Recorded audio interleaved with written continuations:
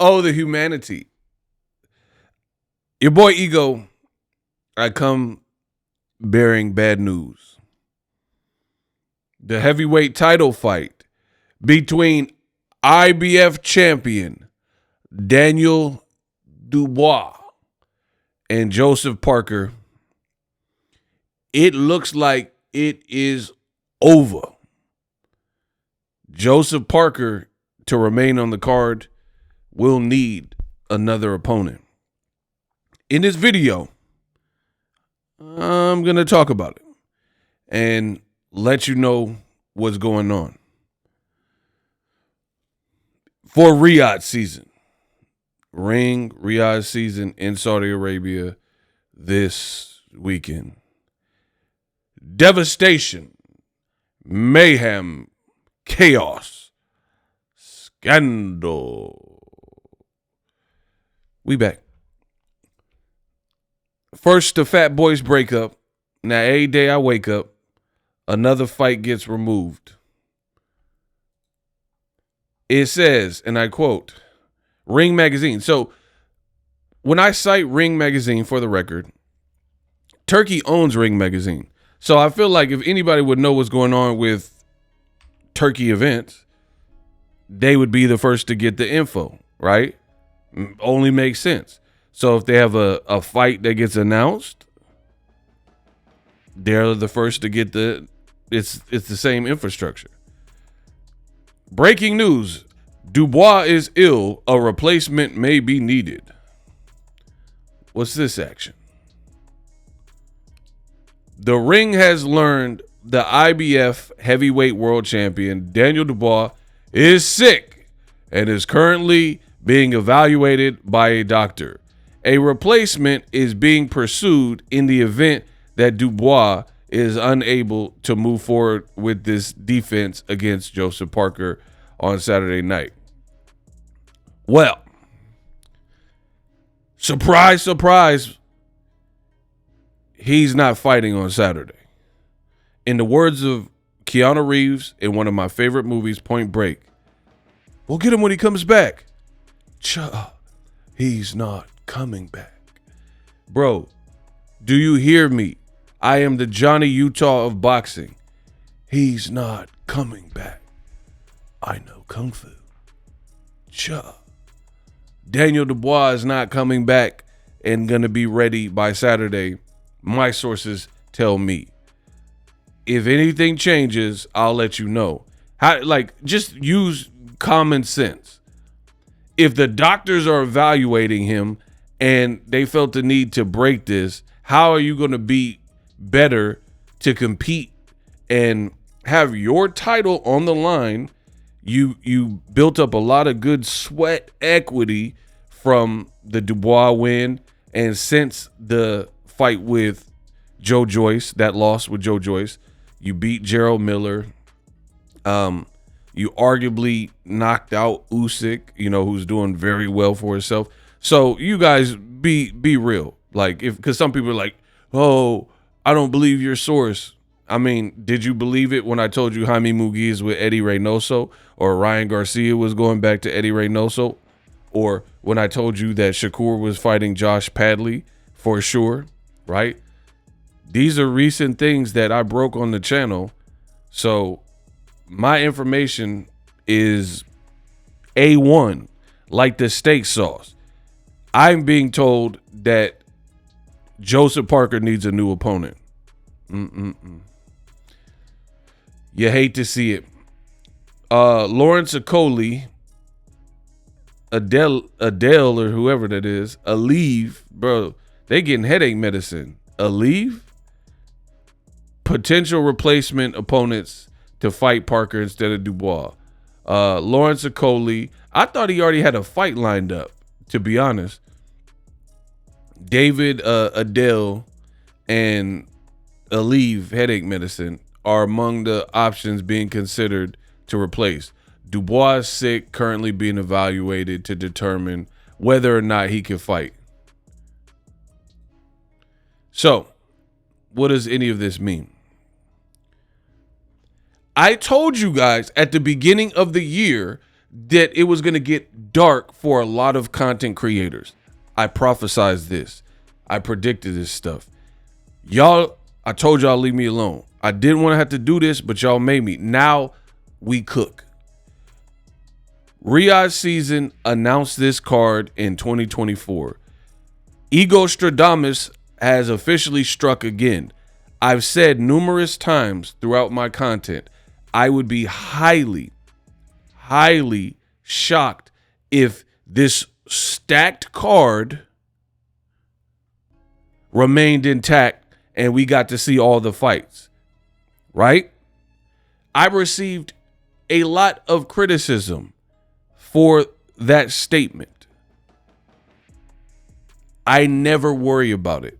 I'm on the front lines. I'm ready for battle.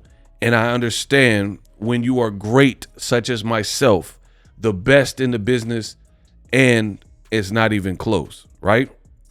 When you're great, people are going to hate. And when it's in that in-between stage where people can't confirm your speculation, your theories, of course, this is what is going to come with the territory. Oh, man, you're a hater. You don't know. You're just da-da-da-da. This is wishful thinking. Is it wishful thinking now? Because this event just lost Shakur Stevenson, Schofield, a lot of people wanted to see, and now the co-main event, they just lost that too. And now, and we'll get to the end in a second. Now the last crescendo is looking cursed, right? You have two fights that were in the second and third spot. So I'm not even trying to be mean. I'm not trying to be funny. I am just keeping it real. I personally, I didn't hear that much buzz for the Caleb Smith fight, but that's the fight that stays intact, right? Do you get what I'm saying? Like, I think fans wouldn't be as perturbed if a fight earlier, like even the Zhele Zhang, like that's a cool fight. Zhele Zhang and oh boy, Caballel, right? That's a cool fight. But if one of those bottom fights fell off, I don't think people would be tripping that much, to be honest, because those are like kind of opening bouts. You're losing slot 2 and slot 3, and these fights are now compromised. These were like some of the major fights outside of the main event. That was the selling point. And it's so funny to me because, again, your boy Ego, I'm always on the front line. Y'all say I don't know what I'm talking about, and then something happens and proves that I know just a little. I must know a little bit, right? So Daniel Dubois was a co-main. Then the co-main was Shakur Schofield. We now know Dubois is ill, per my sources, and he's out. So Joseph Parker is going to get a late replacement that is not better than this. There's no one they can get because the only other person with a belt is Usyk, and we know Usyk is not going to fly to Saudi Arabia and fight Joseph Parker on a whim with no preparation, no camp. I mean, he made too much money with Tyson Fury. That would be such a risky move. It's not going to happen, right? Usyk is a consummate professional who made a lot of money in the Fury fights. So when you make that type of money, you don't have to do this like cockamamie stuff, like take a fight on 2 weeks notice or 3 days notice. You do what's in your best interest. So we know it's not going to be another champion. So you just went from a title fight with Joseph Parker to Joseph Parker and a non-champion.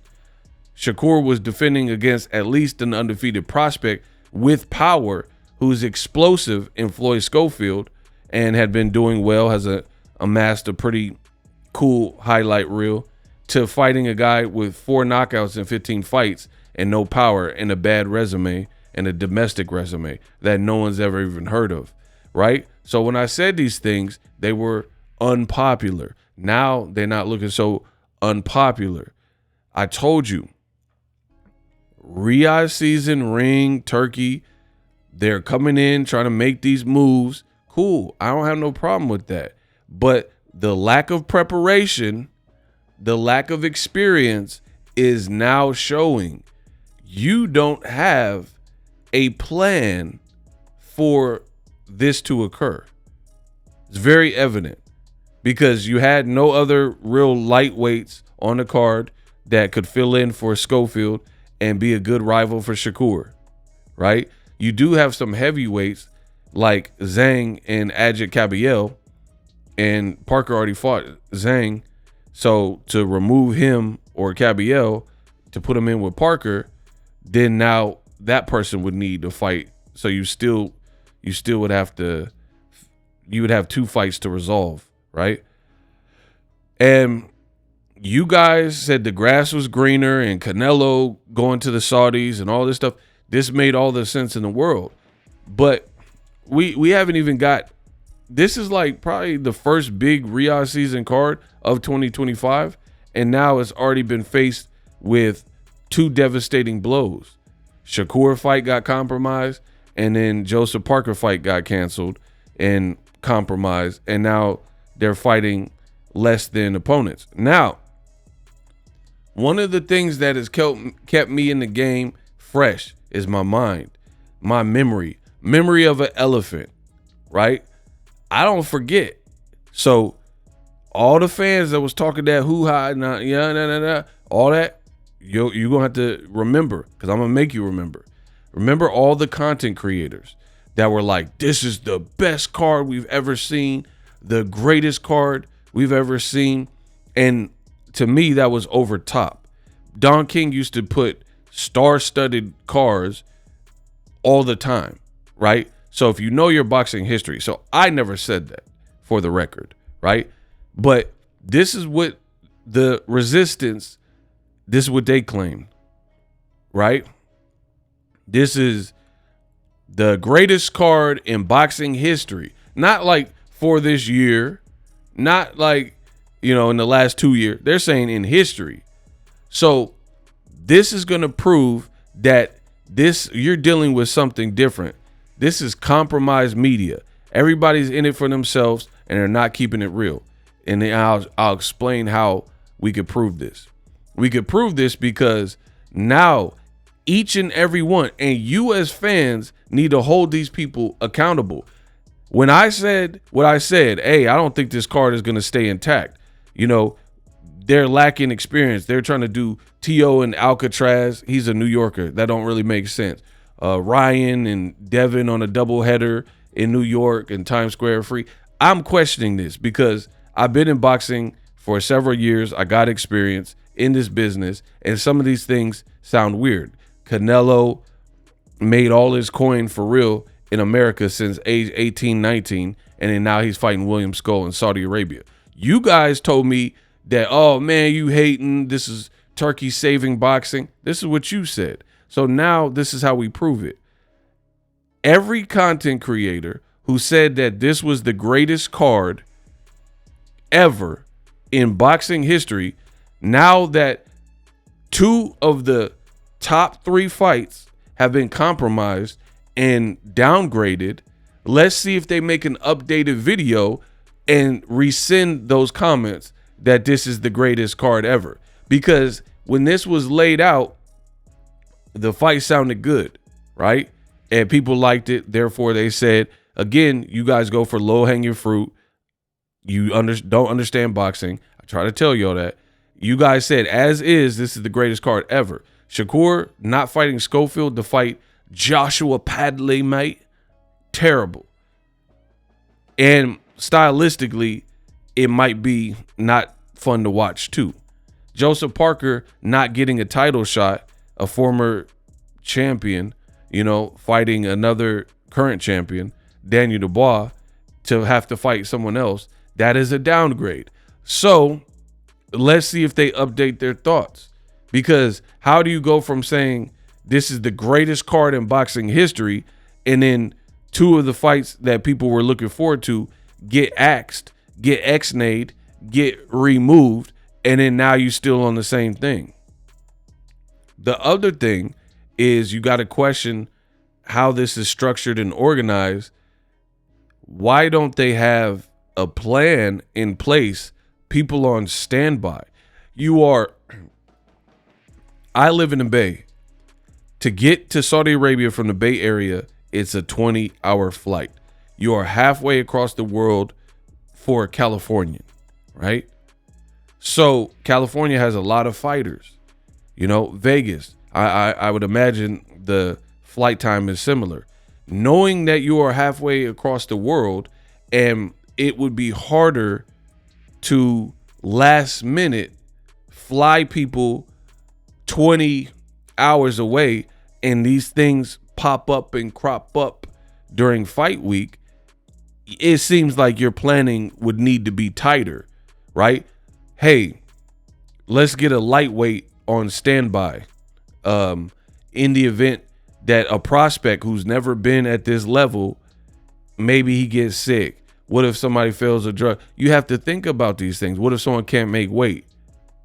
You can't just make the card. See, this is the problem with boxing. People were like turkey saving boxing, and they took everything at face value, and that's not even how boxing worked. And that's all I said. That's all I said. I don't have a problem with turkey putting on fights. Do your fights. But you guys anointed this as the greatest card and said turkey saved boxing, and now the card is a mess with the top 3 fights. The main event is the only one that's intact. We haven't even got to the weigh-in. So to me, this looks terrible. It looks terrible that it shows you haven't done this scope of project before. Because if you did this scope of project, this stuff comes up, and it comes up when you're not planned, and it comes up fight week, right? I try to warn you guys, and you guys said I was off and my read was bad and stuff. And now the second and third fight at the top of the card have now been compromised, and boxing fans just have to deal with it. You guys sold this as the greatest card. Oh man, it's a pay-per-view and it's affordable. But now it's not even the fights that were advertised. This is almost like, whether it's somebody's fault or not, it's almost like a bait and switch. Crisscross. Because people like the card as advertised, called that the greatest. Let's see what they say now that the co-main and co-main are now compromised. The other thing, I told you, I don't forget, I'm coming to punish y'all. When Floyd Schofield pulled out of the fight, they said he was sick. His dad posted pictures in the hospital bed, right? People are like, oh man, he's ducking. Shakur's the boogeyman. Floyd Schofield got cold feet. He got butterflies in his stomach. He just avoided the man. He ducked. Rah. This is what y'all said. The resistance. I never said that. Because I have compassion for the fighters. I want to see if the man's okay. Like, I don't know what's wrong with them. They've been kind of like quiet on the details. And I don't know if that's because he's in Saudi. He doesn't, somebody silenced him. I don't know. So I said, out of respect for not really having the details, I don't really have nothing to say. But a lot of people did have something to say. Fans, media, and they called Schofield all types of names, right? They're like, oh, he's a duck artist. All he did is duck, blah, blah, blah. Because the man got sick, right? But guess what?